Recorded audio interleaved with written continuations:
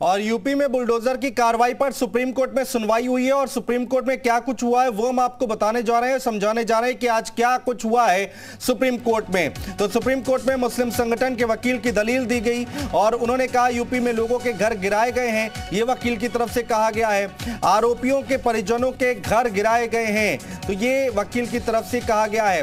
किसी को भी पत्थरबाज कहा जा रहा है, वकील की तरफ से दलील पेश की गई है। देश में इमरजेंसी के समय भी ऐसा नहीं हुआ, तो ये तमाम बड़ी बातें कही गई हैं। मामले में सुप्रीम कोर्ट तुरंत दखल दे, ये इत्तला की गई और यहां पर एक रिक्वेस्ट की गई और किसी एक समुदाय को टारगेट नहीं कर रहे, ये योगी सरकार की तरफ से कहा गया है। धार्मिक भेदभाव के बिना कार्रवाई की जा रही है, किसी तरह का कोई भेदभाव नहीं हो रहा है और कार्रवाई से पहले नोटिस जारी किया गया था, ये योगी सरकार की तरफ से कहा गया है।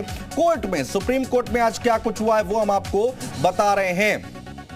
इसके साथ ही साथ आपको बता दें कि क्या कुछ हुआ, दोनों तरफ से क्या कुछ कहा गया वो हम आपको बता रहे हैं। कोर्ट तुरंत कार्रवाई तय करो और जस्टिस बोपन्ना नोटिस जरूरी होते हैं, हमें इसकी जानकारी है, ये कहा गया। और regulation of building operation act का उल्लंघन, बिना पक्ष रखे कार्रवाई नहीं की जानी चाहिए, तो ये तमाम बातें कही गई हैं। 15 दिन का नोटिस देना जरूरी होता है, ये एसजी तुषार की तरफ से कहा गया। और जहांगीरपुरी मामले में हमने नोटिस दिया था, तो ये तमाम बातें बुलडोजर पर सुप्रीम सुनवाई हुई है और उस सुप्रीम सुनवाई में क्या कुछ बातें निकल कर आई हैं वो हम आपको बता रहे हैं। किस पक्ष की तरफ से क्या कुछ कहा गया है वो हम आपको बता रहे हैं एक एक करके कि आखिर यहाँ पर जो याचिका डाली गई थी उस याचिका में क्या कुछ कहा गया है, उनके वकील की तरफ से क्या कुछ कहा गया है वो हम आपको बता रहे हैं।